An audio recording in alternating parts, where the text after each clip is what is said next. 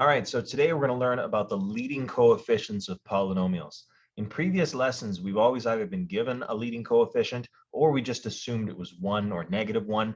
Today, we're actually going to come up with a method for actually solving what these leading coefficients are. Let's get going. So we'll learn the final new concept of the unit, finding the leading coefficient in a factored polynomial. Like I said, we've mostly just looked at leading coefficients of 1 or -1. In truth, leading coefficients could be any number. We need to be able to figure out which one, or rather what the value of those coefficients could be. We'll also look at some problem-based questions that you can solve by applying polynomials. You need to be prepared to think critically today. Some of these are pretty tricky. Then we'll give you some practice time to finish the assignment, etc. Right? Anyway, let's get going. So finding a leading coefficient, we're jumping right into it today. Look at us go. So far, we've mainly dealt with polynomials with a leading coefficient of plus or minus 1. That's like the third time I've said this today. Now, the leading coefficient in the unfactored, or in other words, expanded polynomial, will be the same as the leading coefficient in the factored polynomial. So when you have something that is in totally expanded form, so something that looks like this, the leading coefficient there is going to be the exact same as the leading coefficient in the fully factored form. So the a value still leads the whole thing. It's just still going to sit on the outside of it all. However, we're not always given either form. Sometimes we might know the zeros and the multiplicity, but we have no clue about anything about the function itself. So I don't always give you the function. Maybe I just give you a graph, or maybe I just give you some details about it. We don't always know what that leading coefficient is. So we must never just assume that the a value is plus or minus 1. We can't just assume that. A values could be anything. It's a good idea to get a skeleton equation where you leave a as a and then pick a known coordinate to plug in for x and y and then solve for a. In other words, if you know your x-intercepts, your zeros, right? If you know your x-intercepts and you know their multiplicities, you can start by just saying, okay, p of x equals this and this and this, using that and whatever their multiplicities are, like maybe this one's got a multiplicity of 2, whatever.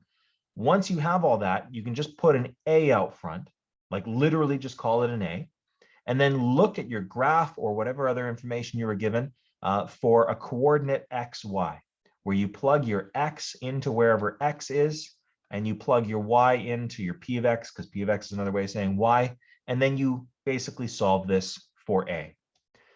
It's a lot easier if we see an example. That's usually the truth for a lot of things. So let's see one here. So a fourth degree polynomial p of x passes through the point -2, 54, and has zeros of 1, 4, and -3, which is tangent to the x-axis. Determine the equation for this polynomial in factored form.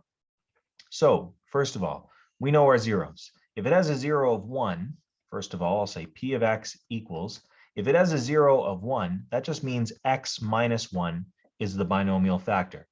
If it has a 0 of 4, that means x minus 4 is a binomial factor. And then if it has a 0 of -3, that means x plus 3, because if x was -3 there, it would wipe the whole thing out, right? That means x plus 3 is also a binomial factor. But this one, it says it's tangent to the x-axis. Well, something that's tangent means it has an even multiplicity. Now, there's no way that this alone has a multiplicity of 4, or certainly not 6, because there's other zeros here. So this one must just have a multiplicity of 2. We can always double check that we've done this correctly, in that the sum of your multiplicities must equal the degree of the polynomial. So 1 plus 1 plus 2, yeah, that's a degree of 4. So we're good. Now, what we've done with this is we've just assumed that our a value is 1, and we're not supposed to do that. So we need to make this a skeleton equation. So we've got our bones all set here, but we just don't know what the muscle is. So we don't know what a is. So I'm going to put an a right there. We're going to need to figure out what that is. To figure out the a, you just need to put in a known coordinate into x and y. Now, the known coordinate cannot be a 0. If you had a 0, you'll just end up having an issue. It won't solve correctly. It has to be something that isn't a 0. But the good news is, in this question, we actually know it's going through the point -2, 54. If you ever see yourself being given a point like this, that's usually a pretty good indication that you're going to use it in a skeleton equation somewhere. Not always, of course, but keep an eye out for that. So we know an x and we know a y. So let's just substitute these in and solve for a. So y is 54. Y is the same thing as p of x. So 54 equals a times x minus 1. So that'd be -2 minus 1, and then -2 minus 4. and then negative 2 plus 3 squared. Let's clean this up even further. So this is 54 equals a times, I guess that would be negative 3. This would be negative 6. And then this is negative 2 plus 3 is 1. 1 squared is just 1.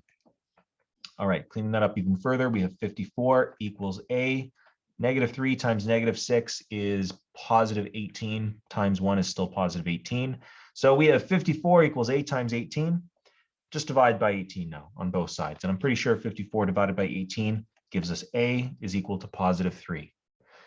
So just to wrap this one up, we found what a is. We know what the value of that leading coefficient is. Let's now write this as an equation in fully factored form. So we're almost done here. P of x equals a, which is 3, and then times all your binomial factors. So x minus 1, x minus 3, and x plus 3 squared. Boom, look at that right there. We got it. So moral of the story is use your zeros to your advantage. That creates something we call a skeleton equation, and then use another point that you know to find a. Here's another example. Find the equation of a 4th degree polynomial, once again, that passes through 1, negative 12, and is tangent to the x-axis at 2, 0, and negative 3, 0. Well, with y values of 0, I can tell you right now, those are x-intercepts, right? They're passing through the x-axis, but it says they're tangent, so that tells me they have even degrees. The whole thing has a degree of 4, so that means both of these must have a multiplicity of 2 each. Long story short, let's just call the polynomial p of x. So p of x equals a, we already know we need a leading coefficient, so I might as well start there. A times, if we have 2, that means it's going to be x minus 2, and it was tangent, so it's squared. If we have negative 3, then that means we have x plus 3, and that one was also tangent, so it's squared. Bingo, bango, bongo, we just need to throw in another point that we know. So we know x is 1 and y is negative 12, so negative 12 equals a times 1 minus 2 squared times 1 plus 3 squared. Cleaning this up gives me negative 12 equals a times, I guess that's negative 1 squared, which is positive 1. And then this would be 4 squared, which is 16. Oh, and this is going to be interesting. It's going to be kind of a gross number, not horrible. 1 times 16, of course, is just 16. So you can just pretend that this is a times 16. Divide by 16 on both sides. A equals negative 12 divided by 16.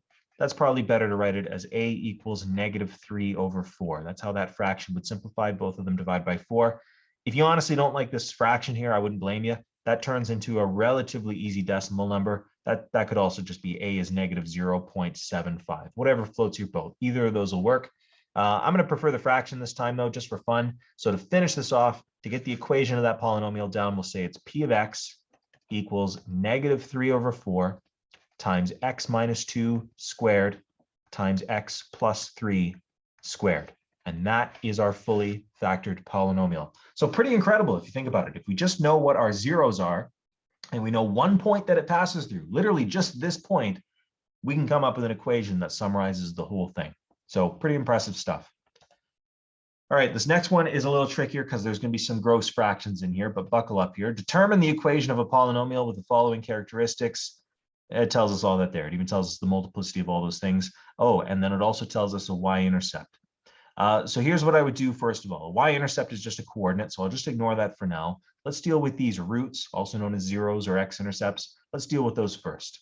So we know we're going to have a polynomial p of x equals, I'll just throw a in here. We know we're going to do it anyway. So a, and then negative 2 is a root, so that means we have x plus 2, and it has a multiplicity of 1, so just a 1 is the exponent. This is going to be annoying. 1/3 is a root with a multiplicity of 2. Shoot, that's going to be really annoying. But 1/3 is a root. That means we have x minus 1/3. There's not really an easy way to turn that into a decimal either, because it's a infinitely repeating one. So it is what it is. So x minus 1/3, and that's going to be squared because it has a multiplicity of 2. And then 1 is also a root. So we have x minus 1. That one has a multiplicity of 3. So cubed. Now, the y-intercept that it gave us is going to be the coordinate that we're going to use here. Now, remember, a y-intercept is just basically where your x is 0 and your y is whatever. So really, that's like saying we have the coordinate 0, 2/3. That's a y-intercept, because y-intercepts, even just think of what a grid looks like. A y-intercept is where x is equal to 0. Anyway, we're going to throw that in there. So if we're plugging in 0, 2/3, that means we're going to have 2/3 This is really gross. Having fractions, then this is just going to make this tough, but whatever. 2/3 equals a times 0 plus 2. Let's be real here. That's just 2. And then 0 minus 1/3 squared. That's going to be minus 1/3 squared. I'll square that in a second. And then this next one, 0 minus 1 cubed, so -1 cubed. Clean this up a little further. So we have 2/3 equals a times 2. -1/3 squared. Remember, when you square a fraction, you just square the top and the bottom. So -1 squared is 1/3 squared is 9. If you prefer, you could literally just think of that as -1/3 times -1/3, whatever is easier for you. This last one though, -1 to the power of 3, that's actually -1, because remember, -1 times -1 is +1, but then times by another -1 gives you -1. Whew, long story short here, what we got to do is I basically combine these three numbers into one, so just multiply it all together. This gives me 2/3 equals a times 2 times 1/9 is 2/9 times -1 is -2/9. And then this is where things become really funny. I'll tell you the honest truth. What you're supposed to do is you're supposed to divide both sides by -2/9. But I always find it easier just to piece away the fraction one piece at a time. What I mean by that is we want to get a all by itself. So let's multiply by 9 on both sides. That gets rid of this. If we multiply by 9 here, that gives me 2 times 9 is 18. 18 divided by 3 is 6. So already we have 6 equals a times -2. That suddenly is a lot easier now. So now divide by -2, we have a equals -3. Just to wrap this up, because of course it does ask for an equation. We've got to do it properly here. Write the full equation. I'll change color. You know what? We'll spice things up here. Change colors. So p of x equals, we have a is -3. So -3 times x plus 2 times x minus 1/3 squared times x minus 1 cubed. That right there is our polynomial. So pretty impressive. Again, just given the zeros of all this, we were able to write the whole thing. All right, next one here, determine the equation in factored form of this cubic function. So this time around, instead of giving it to you in words, I'm actually giving it to you in a graph. Well, the good news is it's basically the exact same as what we've already been doing on these other ones here. Let's analyze what our x-intercepts are, as well as what their possible multiplicities would be. Right here, we have an x-intercept of -1, and it looks to me like its multiplicity is probably just 1, right? Because it's going straight through. We have another x-intercept over here at 2. This one is a tangent. It forms like a little quadratic right there. So I would assume that it has a multiplicity of 2. Just to double check this, if we add together these multiplicities, 1 plus 2 is 3, but we were told it was a cubic function, so it should have a degree of 3. So we know we've done this correctly. Let's write a skeleton equation for this then. Let's call this p of x equals a. This first 0 is at -1, so that's going to be x plus 1, because if x was -1, you'd have a 0, right? So it's kind of backwards, right? X plus 1, it has a multiplicity of 1, so I won't even bother putting an exponent on that. And then the other one is going to be at x minus 2, because if x was 2, it'd make it 0, right? And it has an exponent of 2, because it's got a multiplicity of 2. Now, we need to find that a value. We can't just consider a to be equal to 1. We have to actually calculate it. So what we got to do is we got to pick another point that's known on this graph. What's really nice is they spelled it out for us quite nice. 1, -6. To be totally truthful, not all the time will they spell it out for us like this. Sometimes you actually have to search the graph and find a really good, convenient point. You have to pick one that you know is safe. This graph isn't very nice looking. There's not actually really many points on here that I would consider really safe looking. So I'm glad that they gave us 1, -6. But anyway, throw this in. X is 1, y is -6. So we have -6 equals a times 1 plus 1, which is 2, times 1 minus 2 squared, which is -1 squared. Cleaning this up further gives me 6 equals a times 2 times 1. That, of course, 2 times 1 is just 2. So just divide by 2 on both sides. Hey, that's a funny coincidence. A is -3, just like that last example. So to get the equation, finish this off, p of x equals -3 times x plus 1 times x minus 2 squared. Put a box around it because we want to be proud of that answer. There you go. All right, kind of feels like I'm beating a dead horse here, but let's keep marching on. Now we're going to move on to kind of more problem-based questions. So in other words, we're going to look at questions that basically apply what polynomials would do, just in a more real-world kind of setting. So let's suppose, I know how random this is going to sound, but trust me, this is going to be a polynomial question. Let's suppose you have a rectangular piece of cardboard measuring 10 centimeters long and 8 centimeters wide, and it's made into an open top box by cutting squares from the corners and then turning the sides up, or turning up the sides as shown. So imagine you just cut a square, like a perfect square out of each of the four corners, and then you kind of made it so like these flaps would fold upwards, and then you'd have an open top box. You probably have to tape the sides or whatever, but still you'd have an open top box. Write an expression which relates the volume of the box, which we'll call V, to the side length of the squares that were cut out, X. So it's saying the length of these squares that you're cutting out is going to be X. Maybe you'll cut a bunch, maybe you'll cut only a small bit. Let's compare it to an X, which is what you're cutting out. So we got to be kind of creative here.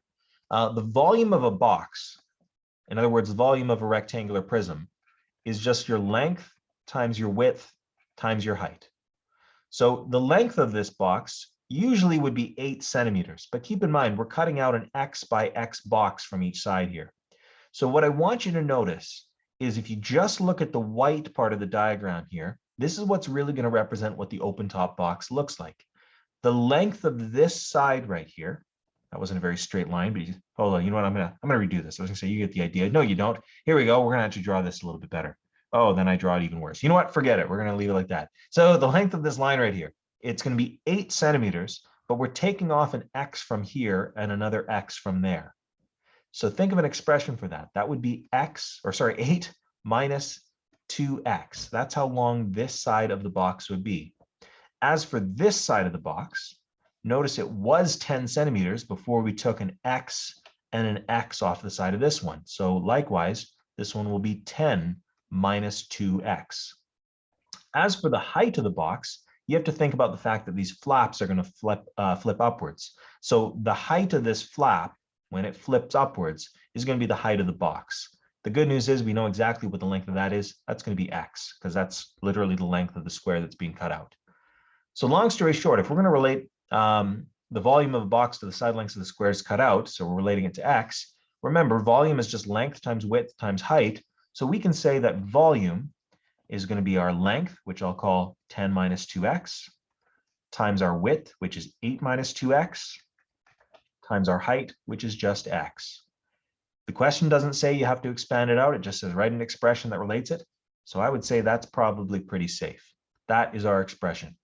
Now, if you did expand this out, you would see pretty clearly that you are indeed getting a polynomial. So it is important to recognize that we're still doing polynomials when we do something like this.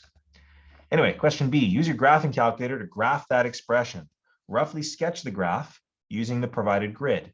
Now, you're going to need to think about an appropriate window for this. You got to realize that when we're cutting squares out of the corner of a box, not having like a perfect like 100 by 100 window or anything is going to make any sense here. We're probably going to have to be a little bit more creative with this. So basically, what I'm trying to say here, I'm going to go back to the other one just so you can see the picture again. I want you to think about it this way. You're cutting X off the corner of the box here. The box originally really only had dimensions of 10 by 8. What do you think the biggest X could be to even bother cutting out both sides of the box? Well, let me put it this way. This side length here, the shorter side length of this box, is 8 centimeters. If you were cutting 4 centimeters here and 4 centimeters here, you wouldn't have a side length left. So in other words, X cannot be any bigger than 4. Likewise, it doesn't make any sense for X to be anything less than 0. So let's put it this way. I'll go on to here. So let's put it this way. For my X window, the smallest my X really should be is 0. And the biggest my X should be is 4. In terms of a scale, we might as well just use a scale of 1 because who cares, right? In terms of my Y direction, though, this one is going to be a little bit stranger. It's not going to be quite as easy to determine what our Y parameters would be. But in all honesty, what I do know for sure is that the minimum our Y value could be is 0. It doesn't make sense for us to have a volume less than 0. That's not even possible. As for a maximum volume, I honestly don't have any idea. If I were to throw a number in here, if I say we're just going to cut like 1 centimeter off each side of the box, that would leave us with an 8 by 6 box, and 8 times 6, what is that again? That's, I believe, 48. So that's kind of our ballpark on this one. You know what? I'll tell you the honest truth. I would just set your y max to 100, and we'll probably be good with that. And because we have such a high y max, I'm going to set my y scale to 5. So if you just take a second there and you plug this in your calculator, first change your window to those parameters. We might have to change them again. It's not the end of the world if we do. This is just me kind of spitballing ideas.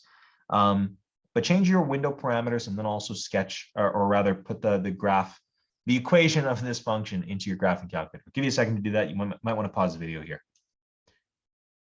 Okay, so hopefully that was enough time. I've certainly graphed it on mine. If I'm going to do a rough sketch of the graph from what I see on my calculator, I'm going to say that this is my y-axis right here. There we go. And then I'll say that this is my x-axis right here. What I'm seeing, and I did keep this exact scale, so we'll say, how about this is 1, and this is 2, and this is 3, and this is 4, roughly. And then, then a scale of 5, I might do something a little bit different on my grid here. Maybe we'll say that this is 20, 40, 60, 80, 100. That'll be pretty good. I'll do it that way. 20, 40, 60, 80, 100. That's a pretty good approximation for what I've actually got. Sorry about that. Anyway, what I actually am seeing on my graphing calculator, hopefully you're seeing something similar to this. You should, with these kind of windows, you should be getting something that looks something like this. It goes and then it kind of swivels down like that, right? That is pretty much what I'm seeing, right? Now, this part over here kind of seemed to have a more sloping kind of graph, so maybe my drawing isn't perfect. It doesn't have to be. It does say roughly sketch, but hopefully you get the idea. Now, next part of this is determine the size of the square that should be cut to have a box with a volume of exactly 48 centimeters squared. Now, here's the thing. You could try doing this algebraically. We know from before our formula was v equals 10 minus 2x, 8 minus 2x, and then x, right? If you were to do this algebraically, that means you're setting your volume equal to 48, and then you're trying to solve for x. I'll be honest with you. Solving this algebraically, it's going to be a waste of time. It's going to take you forever. It's not going to be worth the effort. You're going to be spending a long time on this. In this course, you have every right to use your graphing calculator, and there are times where it is almost necessary to do so. This is what I'd consider one of those times. We should use our graphing calculator to help us figure out the volume of 48. Here's how I would do this. On that graph we had, right? You can kind of tell 48 is probably like right here and then like right here, but it's hard to tell exactly what those line up as, right? Not to mention this was just a rough sketch, so there's no guarantee. Here is how we do this on a graphing calculator. What you're going to need to do to find the volume of exactly 48 centimeters is keep this function right here in your y1, but then in your y2, I want you to put just 48. What this is going to do is it's going to draw a horizontal line on your graph right at 48. Our idea here is we want to be able to see what the intersection is between your actual function and 48. Anyway, let's give this a try. So in y2, I want you to type in 48. When you regraph it, I'll show you what I kind of see. I see kind of a line that looks like this on it. We need to find where we are intersecting there. To find an intersection, you need to just press second and then trace, and then go down to the button that says intersect, okay? Pause the video here, give this one a try. I'm honestly going to give this one a try on my own as well here too. Okay, so my intersections, they actually kind of surprised me. It just goes to show my drawing that I did here was really, really not accurate. The first intersection that I just calculated is actually at x is equal to 2. So if we cut 2 centimeters off of each corner of the box, we're going to get a volume of exactly 48. Now, the other one that I'm seeing, I'm going to have to just move my X little cursor over here. Hold on, I'm still working on this one. The other one I get is also kind of a surprise. It is X is equal to 1 centimeter. So if we cut out 1 centimeter from each side, or if we cut out 2 centimeters from each side, we're going to end up having a volume of exactly 48 centimeters squared. Oh, and that should be centimeters cubed. I just realized. Volume is in cubic centimeters, not squared centimeters. Oh, well, that's not the end of the world. Hopefully you saw past that. If you called that out already, if you're like, hey, wait a minute, that wasn't right, kudos to you. You figured that one out before I did. Awesome. Anyway, moving on. Oh, wow, we're done already. Wow, that was actually a way quicker lesson than I thought it was going to be. So anyway, for practice, there they are. You can now complete your assignment. We know how to find our leading coefficients. The assignment is due next class, so make sure you get that done. We do have a quiz coming up. We're going to have a review tomorrow, and then the day after we'll have our quiz. The quiz covers that information. There's no point in me reading out loud to you. You can pause and read it if you wish. You know what the deal is. As always, if you need any extra help, please make sure you're reaching out and let me know.